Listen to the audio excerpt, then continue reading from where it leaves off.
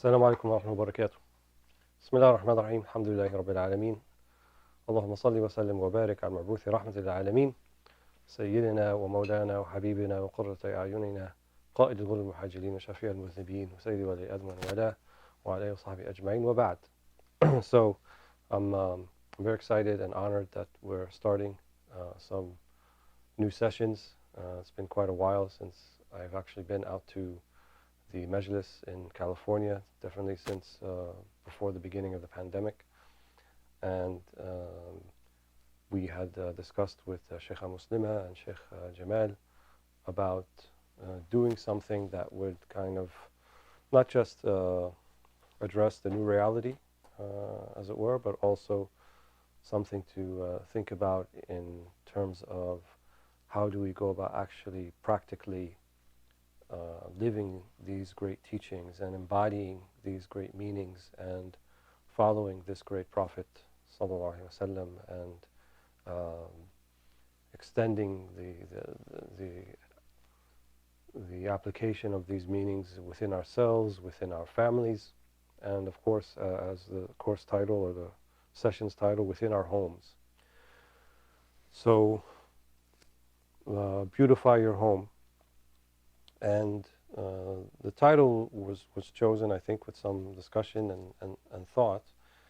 And I thought it was the most appropriate way to think about it, especially considering, what some people's impression of Islam is that really what Islam is supposed to do when it's done right is to beautify things, is to make things beautiful, is to make people beautiful, inwardly and outwardly. And that should also be reflected in our homes, which I call our most important space. So a lot of people talk about space now and safe space and entering into different spaces, and usually these spaces are somehow associated with particular identities,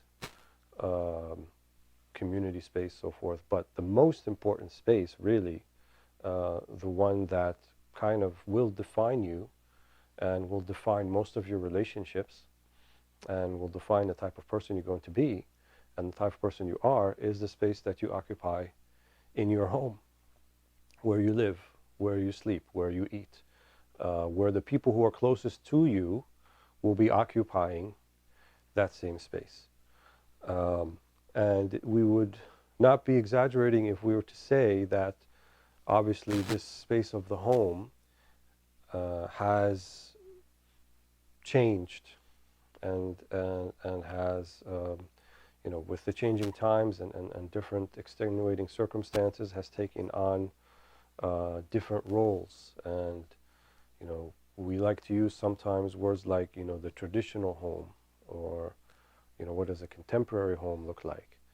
And you find, for example, open any cable TV, and you look at the channels, there are tens, if not more of them, dedicated to improvement of the home space. And obviously, it's kind of superficial. They're looking at kind of the, what should I put on my walls and where should I put my couches, and, can we change this kitchen and upgrade it, and can it look better, and that sort of thing.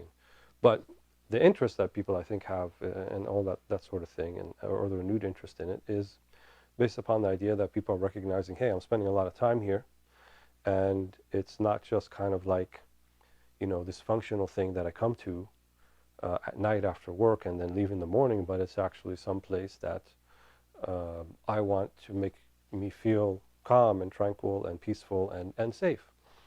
And this has taken on added importance, I think, with the pandemic, as people are spending a lot more time in this place that they call home than they are used to.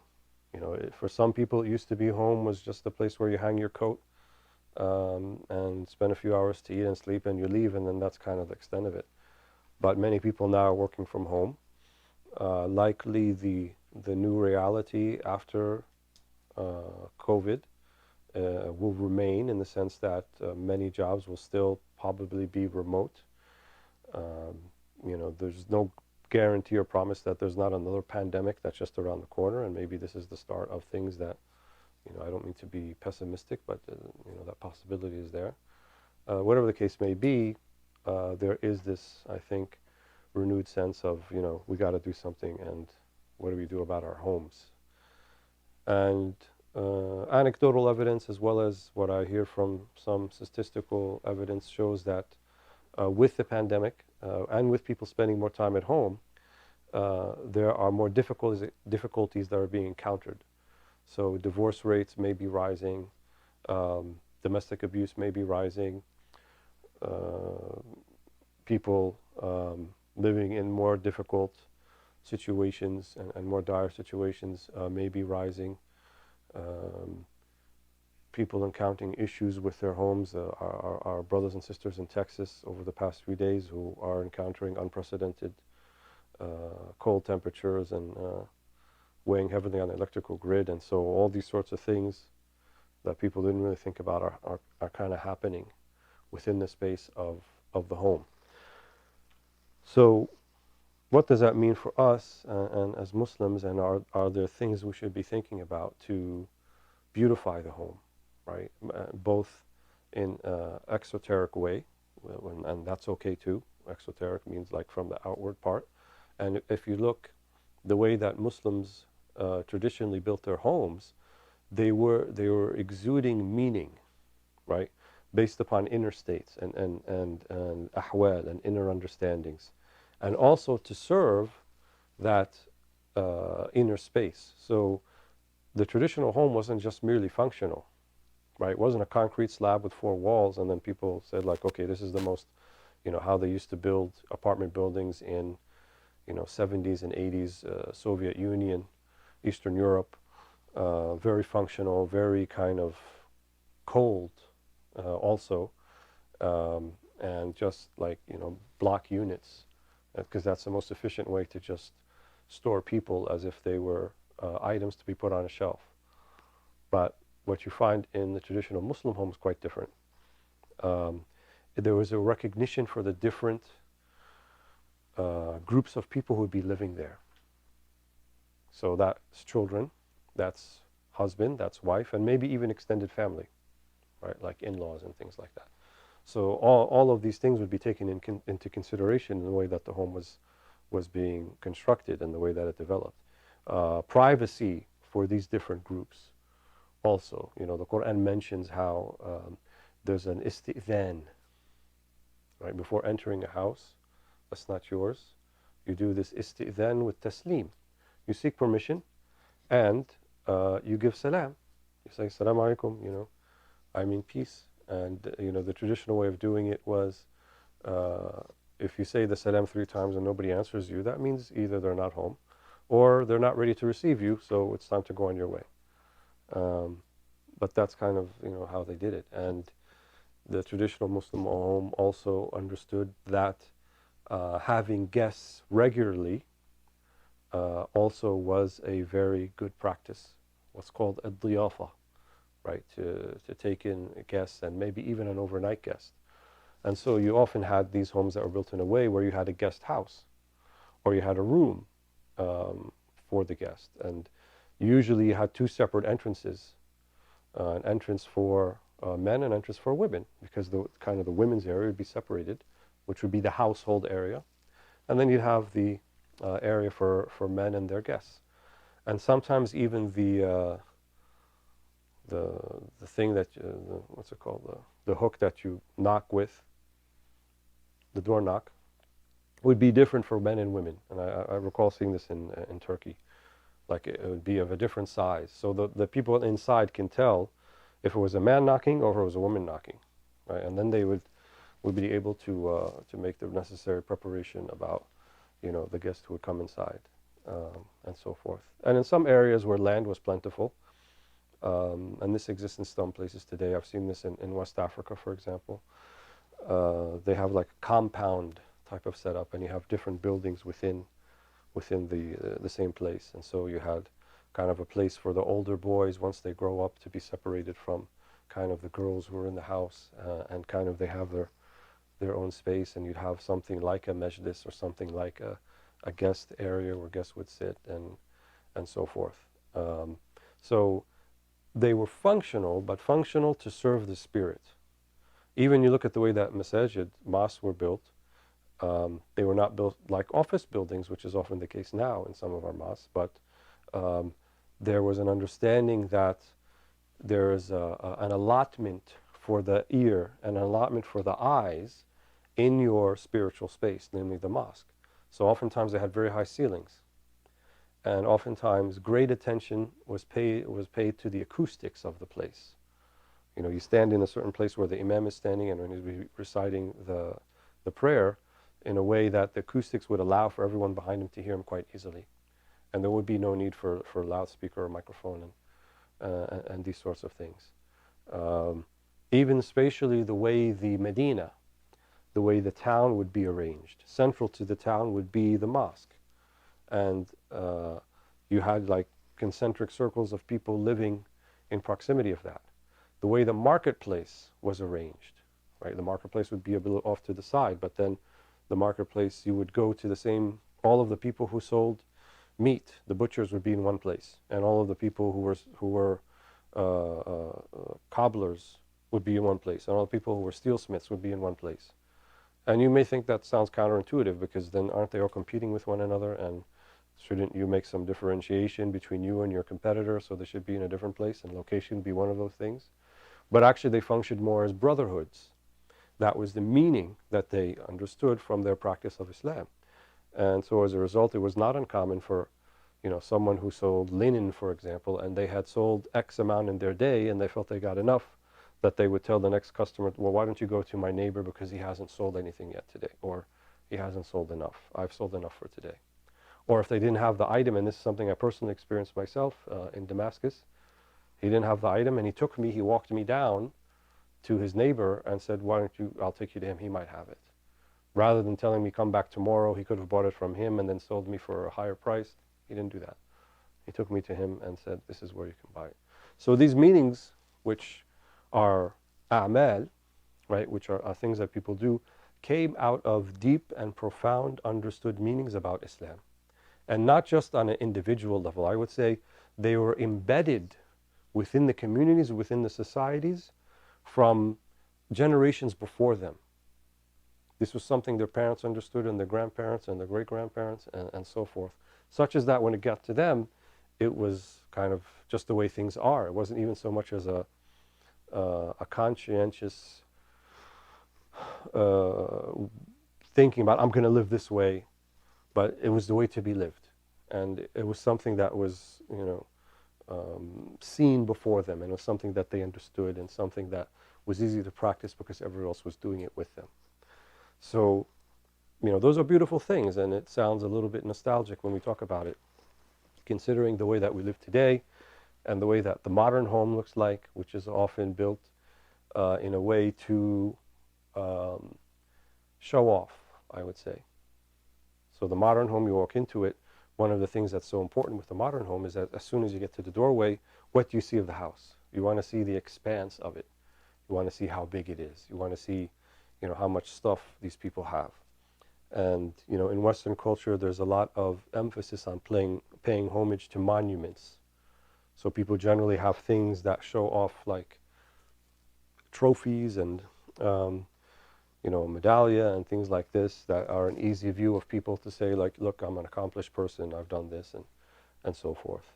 And even you look at many Western capitals, Paris, London, Rome, they were built in a way to show off in a way their conquests and the things that they were able to achieve, and even in the way that what we would consider to be the way they subjugated other peoples. But, you know, the French took the Egyptian obelisk from Egypt and brought it there and stuck it in the middle of their most famous square between the Louvre and Champs-Élysées, and so forth.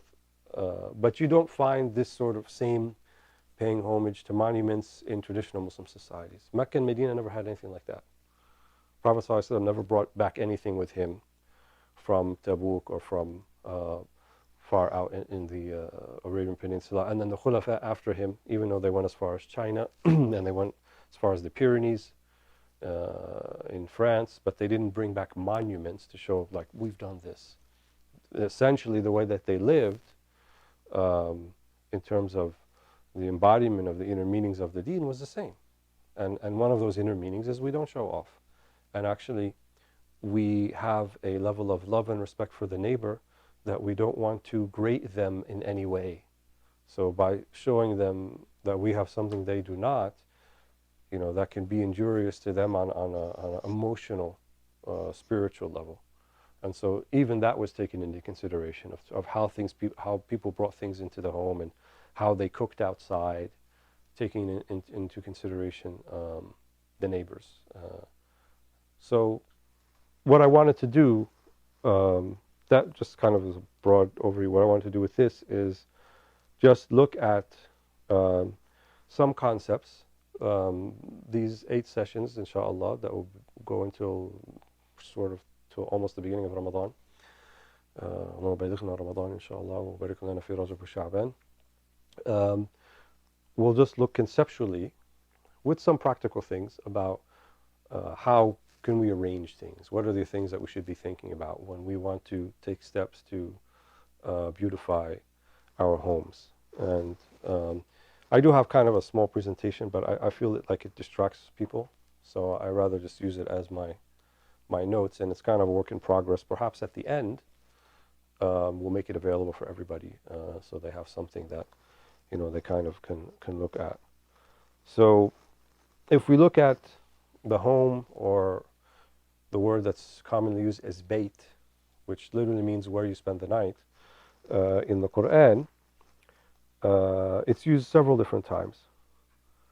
The sister of Musa alayhi salam, as you may recall, when the mother of Moses put him in the Nile, as she received an inspiration to do so from God, so that he would be protected from the mass slaughter that Pharaoh was carrying out on the firstborn of every Hebrew household.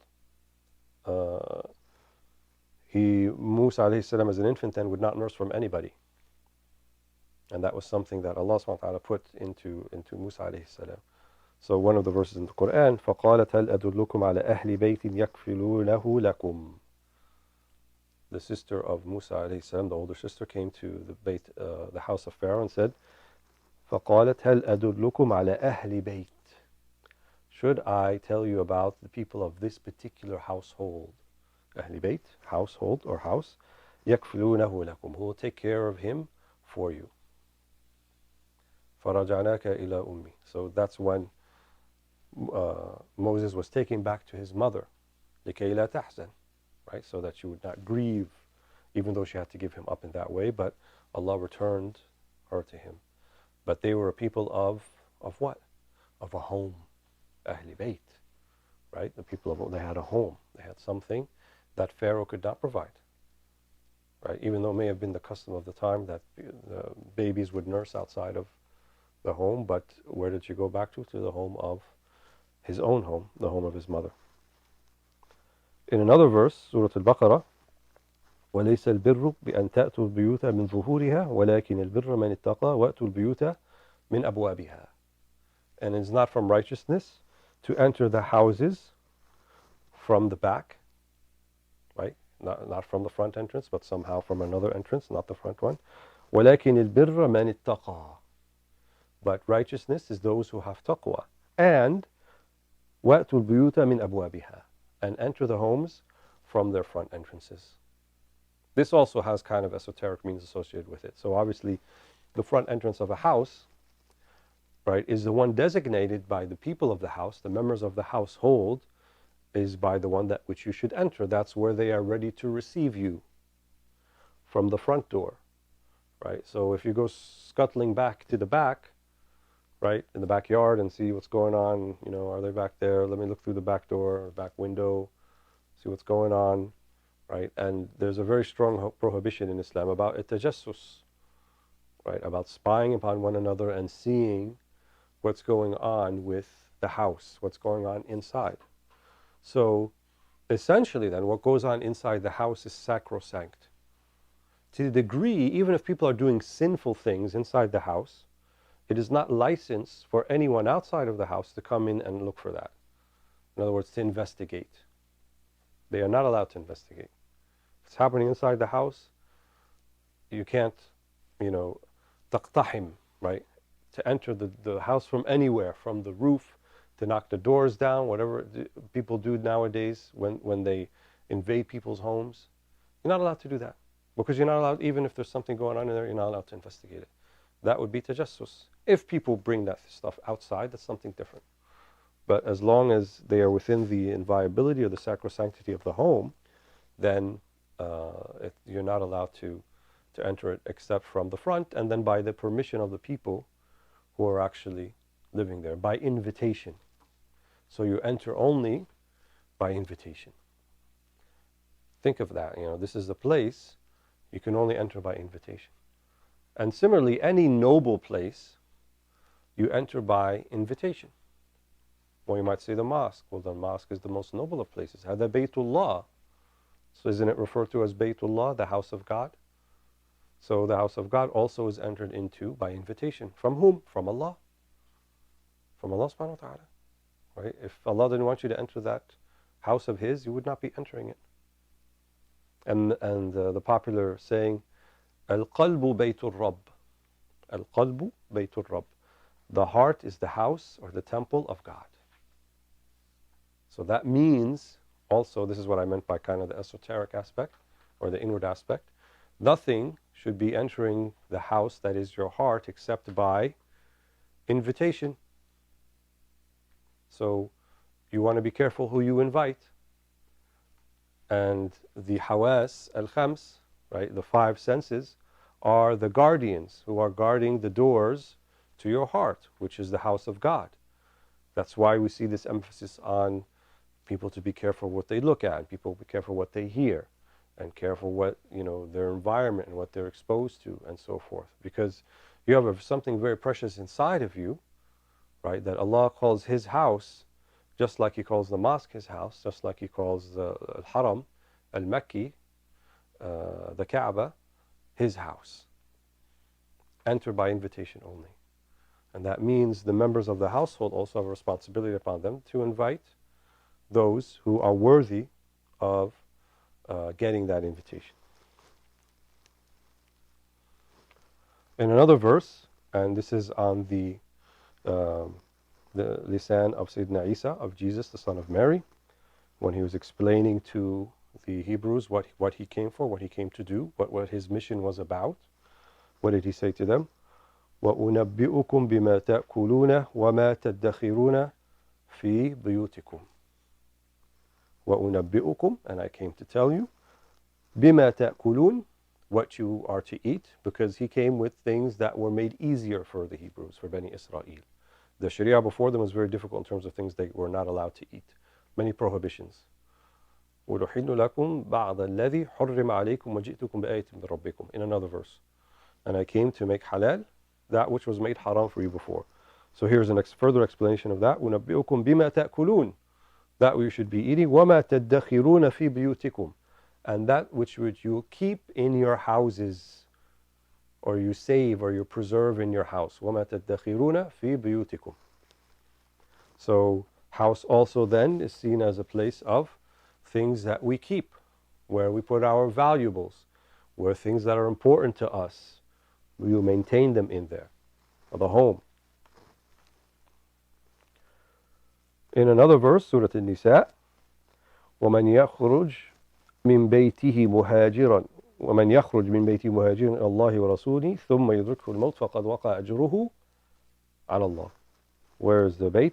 وَمَنْ يَخْرُجْ مِنْ بَيْتِهِ, and over leaves or exits from his house, مُهَاجِرًا, emigrating to where? إِلَى اللَّهِ وَرَسُولِهِ, to Allah and His Messenger. ثُمَّ يُدْرِكْهُ الْمَوْتُ, then he dies, or death comes upon him. فَقَدْ وَقَعَ أَجْرُهُ عَلَى اللَّهِ. In other words, before he reaches his destination. So talking about the muhajirun, the emigres who emigrated from Mecca to Medina, why would they leave their house? Why would they leave everything that they know? Only one reason. The verse didn't say muhajirun ila al-Medina, even though that was the physical place, but in reality, what were they making hijrah to? Where were they going?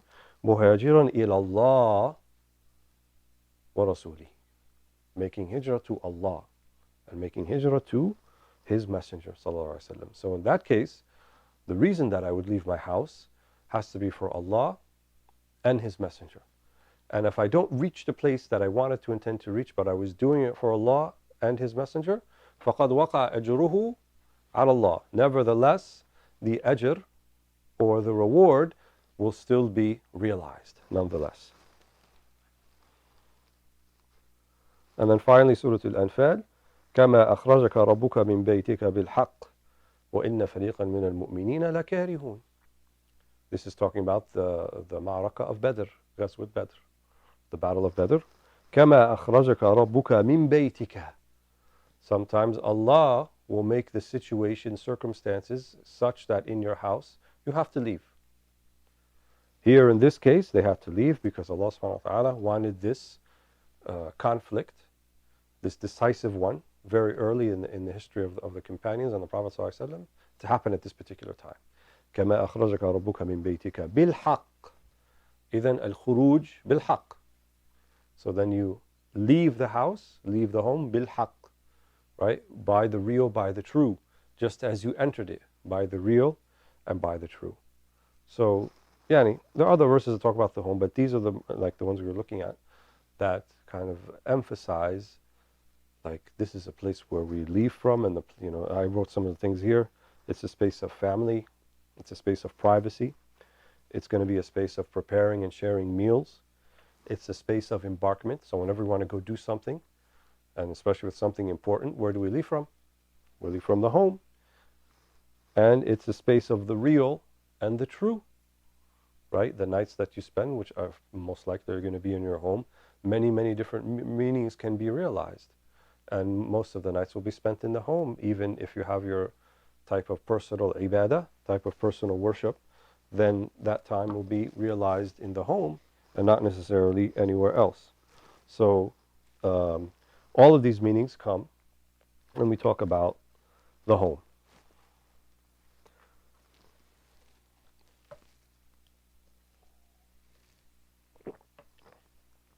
So as I said, the home, it's the most important space in our life. It can be the source of bliss or the source of misery. How many of the people are happy in their life because of what goes on at home? And how many people are miserable in their life because also what goes on at home? The way that we deal with our homes, the way that we arrange them, the way that we conduct our relationships, all those things are very much influenced and informed by culture and by religion. And that's something also we're going to talk about a little bit later. Within the home, there is a dynamic between different and complex relationships.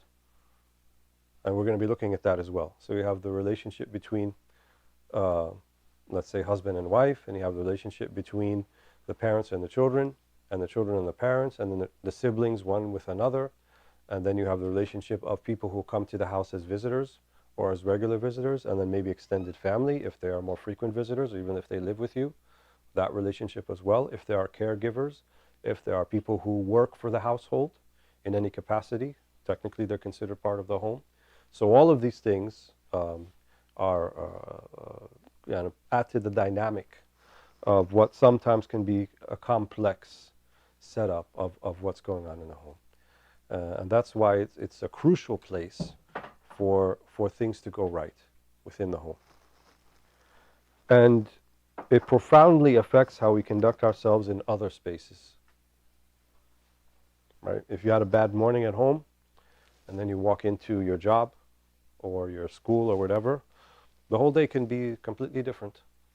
How many are the mornings, for example, that one of the two spouses was cranky, and that crankiness affected the other spouse, and so that affected how that spouse dealt with everybody else that they came into contact with, right? With their colleagues at work, or if they're a school teacher, with the children that they teach, with the person at Target that they were buying some item with, and they got into a little bit of a kerfuffle because of they were a little upset from earlier. So it's kind of like a whole chain reaction of events, because one spouse woke up in the morning and didn't say good morning, or didn't say how are you doing, or something like that, or was a little cranky, or whatever it might be. So, but then how many are the opposite?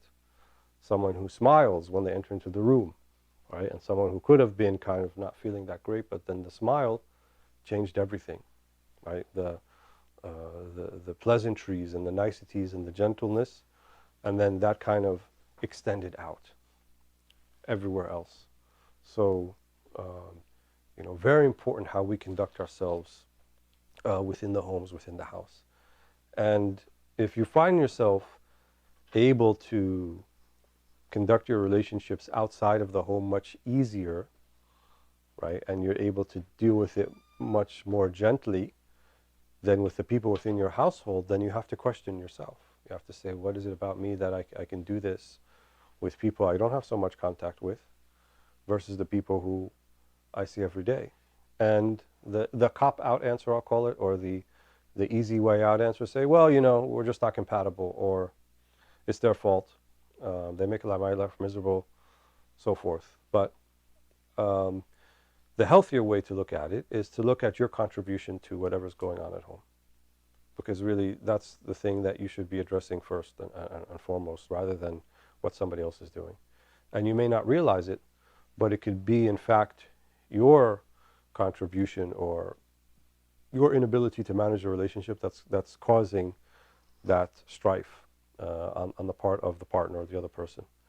So, developing, I would call them tools of introspection, is also something very much firmly grounded within, a Muslim moral ethic. Looking at ourselves first before we look at somebody else and blaming them for the situation that we may find ourselves in. And the most important place you need to practice this is in your house. In fact, the Prophet ﷺ, he made this the criteria of how good a person you are. He said, خَيْرُكُمْ لِأَهْلِي. أهله يعني. The best of you are those who are best to their families. وَأَنَا خَيْرُكُمْ لِأَهْلِي. And I am the best of you to my family. So he didn't mention personal piety here. He didn't mention, who gives the most sadaqat, or who prays the most, or who's in the first row at the masjid, or who has the conference hall named after them in the masjid center because they paid $100,000 for that. Didn't say any of those things. But he said, خَيْرُكُمْ لِأَهْلِي. The best of you are those who are best to their families. Why? Because that's the day in and the day out. And that's actually the real you. This is another thing. The people that you spend the most time with, they are going to be the most intimate with the real you. Not the person that you see once a week at congregational prayer on Fridays, or even on occasion, or when you're usually on your best behavior. But when you are tired and when you're not feeling it, and when you may be cranky and you may be upset, you can't really hide all those things or sustain hiding those things from the people that you live with. So how you manage those relationships of the family, and especially those who live with you, really are going to show you who you are. And most of us, when we look at that, we have things we're not proud of and we're not happy with, and we think we can do better. And it's normal for people to come sometimes snap and lash out at the people closest to them. But I'm thinking of one incident of the Prophet ﷺ, when Sayyidatina Aisha radiallahu anha, she threw a plate or broke a plate. I don't want to go into why she did that right now, but that's what happened. And the Prophet ﷺ, he didn't get angry with her or lash out at her. All he said to the people is like, غَارَتْ أُمُّكُمْ. Your mother got a little bit jealous, so she threw the thing. It's okay. We'll clean it up. It's not a big deal. That sort of rapport with people, to be gentle. Right? And another way, sometimes people say, if you're a lamb outside of the house and a lion within the house, something is wrong. If anything, it should be the opposite. Right? You should be gentle within the house. And often the Salaf, the righteous predecessors, they would describe the role or how the man would be in the house, and they said he'd be like a young boy, kasabi, right? Like gentle and playful and joking around, not stern and authoritarian and repressive. That's people, men who think that that's manhood and do it in their house, usually that's the result of their inability to do that outside of the house. Most people who are tyrannical in their behavior is a result of them um, unable to get their way or to see things progress in the way that they want outside of the house. So then they take the weakest point where they feel they have the authority to do so, namely in the house. Generally, someone who's going to humiliate people of their household is being humiliated outside of the house, at work, by a boss or something like that.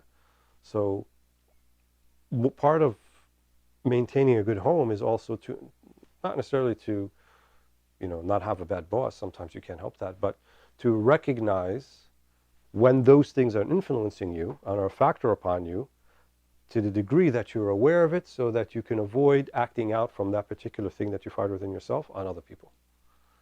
That's kind of the real meaning of ihsan and tazkiyah and moral excellence. You don't always overcome your problems, but the first step is to recognize where they're coming from, right? To separate the wheat from the chaff, right? To separate, this is something coming from a good, high spiritual grounding understanding, and I'm going to act upon it, versus it's coming from something of the ego, something of the nafs, something of the, of anger or of resentment. And then as a result, I bring that anger and resentment, I bring that hurt that has affected me, and then I go hurt other people.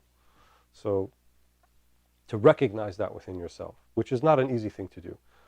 That's why, our homes are not homesteads that are these, or should not be, where there are these discrete, singular homes that are far away and not integrated with the community around us. It really does take a village to raise the child and to raise people of the household. So when you have cooperating neighbors and communities around you, you can actually form a real community. Then these things become a lot easier to manage and to do and to take care of. If you go to, if you're, in an ideal situation, let's say, where there's a mosque close by and you're praying 5 times a day there, and then you're going to the home, well, you're bringing in that light that you got from over there and you bring it back to the house. And that's also going to benefit the people of the household. And imagine if it wasn't just the 5 prayers in that masjid, but there was actually people who are wise and people of nur and of light, and people who can function as mentors for you. And so when you do have certain situations that come up, you could always ask them and inquire about one another and things like this. And these levels of lines of cooperation are happening at multiple layers in society, between men and men and women, and between older people and younger people, or younger people and older people. Then you have a functioning, thriving community. But the way that we're doing it today, we are really struggling because we're all trying to do all those things within the single household. And it's quite difficult.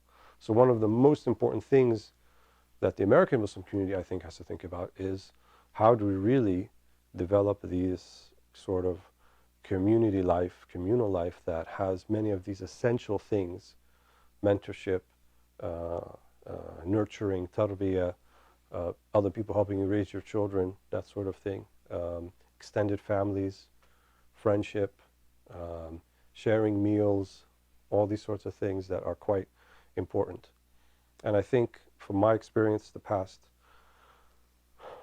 30, 35 years, seeing what's going on, is many of our Muslim activity is focused around events. So we like to hold conferences, we like to hold Ramadan nights, we like to do fundraisers, but the actual grassroots down on the level of the community's work type to be done is not nobody's doing it. Some people are doing it, but not really on the scale, or I don't think the significance or importance are attached to it that would help us get us to a place where it would be embedded in our generation and then carried on to the next generations and so forth.